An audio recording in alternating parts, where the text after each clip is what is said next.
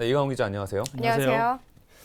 메르스 공포가 잠시 잊혀진 가운데 바이러스 집단 감염 소식이 전해졌습니다. 네. 지금 어떤 상황인지 정리부터 먼저 해주시죠. 네, 말씀 주신 그 C형 감염자가 양천구 신정동의 한 병원에서 무려 18명이 한 번에 발견이 됐습니다. 네. 어제 그 양천구 보건소에 제보가 접수돼서 그 사실이 확인이 됐고요. 현재 질병관리본부가 조사를 진행 중입니다.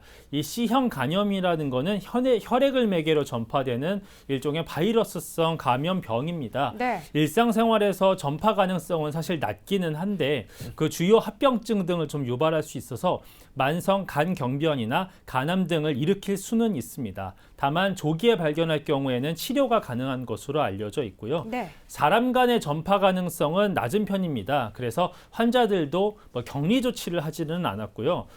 일반적인 증상으로는 감기 몸살이나 메스꺼움 또 그 구역질 같은 것이 나타날 수는 있는데 역시 현재 확진을 받은 그 환자들 역시 그런 증상은 없는 것으로 알려진 상태입니다. 네, 조기에 발견할 경우 치료가 가능하고 또 현재는 건강 상태가 매우 위험해지는 정도가 아니라고 하니까 다행이긴 한데요.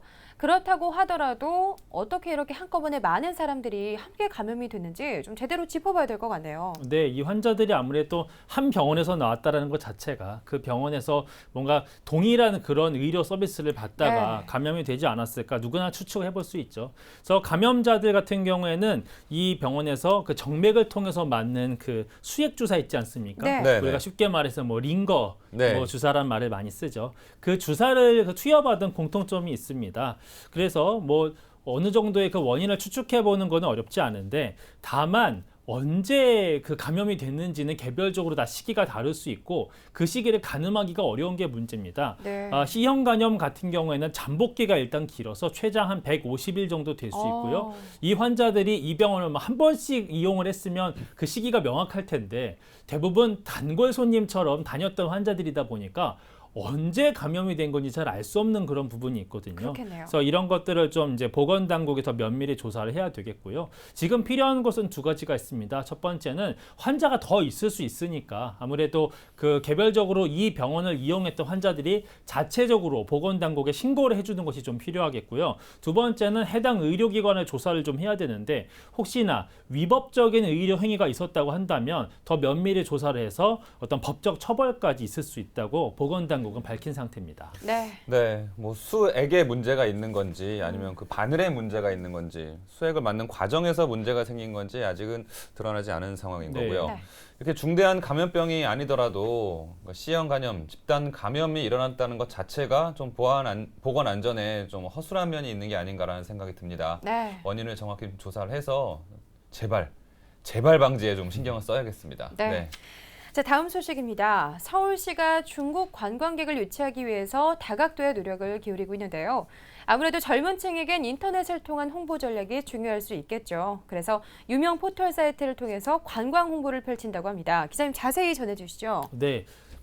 이 시대 이 미디어 환경에서 역시나 가장 좋은 홍보 수단은 인터넷입니다. 네. 잘 아시겠죠? 그 중국에서는 최대 검색 사이트가 바로 바이두라는 곳입니다. 아직 우리 국민에게는 익숙하지 않지만 너무나 많은 그 중국의 인구가 사용하고 있고 하루 평균 접속자 수가 한 2억 명이 넘는다고 합니다. 네. 그리고 중국인들의 한 97% 가까이가 이용하니까 그야말로 검색 1위 매체라고 할 수 있는데 서울시가 이 매체를 이용을 해서 각종 축제와 또 명소 등 관광 정보를 좀 홍보하기로 했습니다. 그래서 바이두와 그 업무 협약을 좀 맺었고요.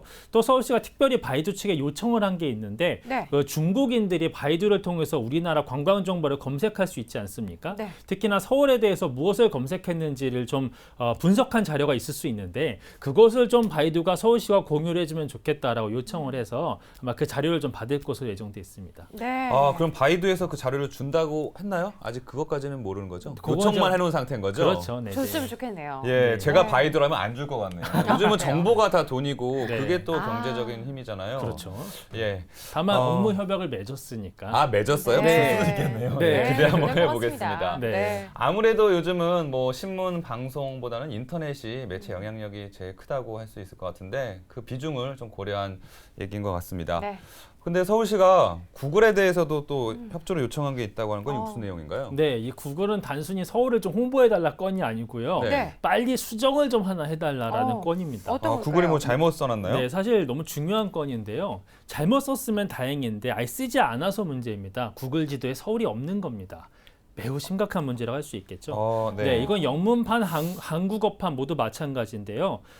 이 지도를 보면 중국 베이징 있죠. 네. 또 뭐 일본엔 도쿄가 있고 대만엔 타이베이 이런 주요 그 수도들이 있지 않습니까? 네. 네. 모두 다 잘 표시가 돼 있는데 서울시만 표시가 안 돼 있다고 합니다. 참 충격적인 일이고요. 네. 지도라는 게 잘 아시겠지만 한 번쯤 이렇게 그 줌을 해서 확대해서 볼 수 있지 않습니까? 네. 네네. 한 번 줌을 하면 등장하는 게 북한의 평양과 경기도에 있는 성남시가 보인다고 합니다. 충격적이네요. 네, 그리고 한 번 더 줌을 당기면 수원과 대전, 대구가 보인다고 합니다. 하지만 이제 서울은 계속 보이지 않는 거죠.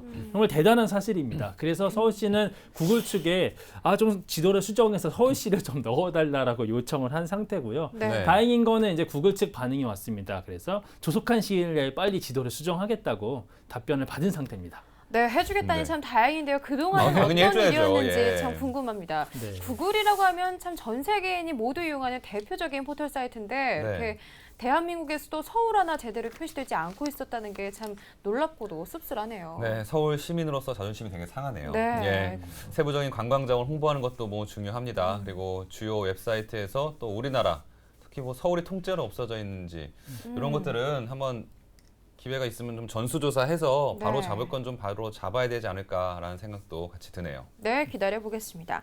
자, 마지막 소식 전해드리겠습니다. 한 주를 보내고 드디어 주말이 다가왔습니다. 이렇게 늦가을 날씨도 쌀쌀해지다 보니까 자꾸만 실내를 찾게 되는데요. 네. 그래서 서울시가 주말 동안 공원에서 함께할 수 있는 프로그램 준비했다고 합니다. 기자님 어떤 게 있을까요? 네, 먼저 토요일을 건너서 일요일부터 소개를 해드립니다. 네. 22일인데요. 여의도 공원에 가시면 박싱데이라는 행사가 열립니다. 박싱데이요. 네. 박싱이요? 네, 복싱? 복싱 말씀하시는 건가요? 저도 그걸 떠올렸습니다. 네. 또 뭐가 있을까요? 수축을 해보시면 박스? 박스. 박스 만드는 박스 뭐 그런 만들기. 날인가요? 사실 그겁니다. 네, 아, 만들어요, 네. 박스? 네, 박스를 만들어서 박싱데이입니다. 네. 사실 이 행사 우리한테는 너무 낯섭니다. 그런데 유럽에서는 매우 넓게 퍼져 있는 그런 일종의 풍습 같은 건데요. 네. 네. 크리스마스 다음 날은 12월 26일이 되겠죠. 이날 우리 유럽에서는 그 박스 안에다가 양식 같은 거를 담아서 형편이 어려운 이웃들에게 선물하는 그런 좋은 풍습이 있었다고 합니다. 네. 네. 근데 이 행사를 우리 서울시에서 22일에 여의도공원에서 한번 펼쳐보기로 했고요.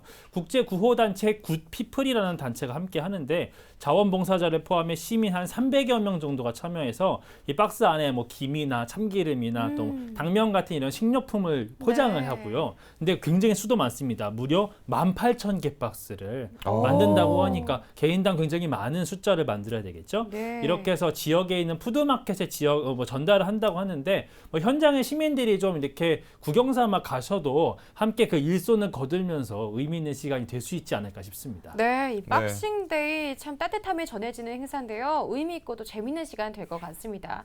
또 그런가 하면 월드컵 공원에서도 알찬 프로그램들 열린다고요? 네. 어떤 걸까요? 월드컵 공원은 잘 아시다시피 마포구에 있지 않습니까? 네. 네. 네, 이곳은 또 늦가을에 뭐랄까요, 또 가을만에 어떤 정취를 느끼려고 데이트족들 사실 굉장히 넘쳐나는 곳으로 네, 또 유명한데요. 유명하죠. 서울시에서는 이번에 인문학과 미술 등을 배울 수 있는 강좌를 마련했다고 합니다. 아무래도 뭐 40, 50대 성인 계층까지 좀 아우르는 행사가 될 수 있는데 그 시기는 내일입니다. 21일부터 12월 19일까지 한 달간 열리는데 매주 토요일마다 오후 2시에 가시면 참여할 수가 있고요. 네. 내용을 간단히 소개해드리면 뭐 시를 좀 창작하고 낭송하는 시간이 있을 수 있고요. 그림을 좋아하시는 분들은 그 가까운 곳에 난지도가 있지 않습니까? 네. 난지도에 난초들이 좀 크는데 그 난초들을 보고 좀 그릴 수 있는 그런 시간도 있고 아. 또 정통 인문학 강좌라고 해서 자존감을 높일 수 있는 그런 철학도 좀 가르쳐주는 행사가 있다고 합니다. 반가운 거는 수강료가 없습니다. 무료죠. 네, 네, 무료이지만 좋네요. 정원이 또 있어서 회당 선착순 한 40명 정도 된다고 하니까 신청이 좀 서둘러야 될 수 있습니다. 아시다시피 서울시 공공서비스 예약 홈페이지에서 통합적으로 관리를 하니까 홈페이지 방문하셔서 얼른 신청하시면 좋을 것 같습니다. 네. 네, 이웃을 돕는 박싱데이부터 인문학 강좌까지 정말 알찬 프로그램들이 준비되어 있습니다. 공원 나들이 할 겸 함께 하시면 좋을 것 같네요. 네, 지금까지 이강훈 기자와 수도권 이슈 브리핑 함께했습니다. 이강훈 기자 고맙습니다. 고맙습니다.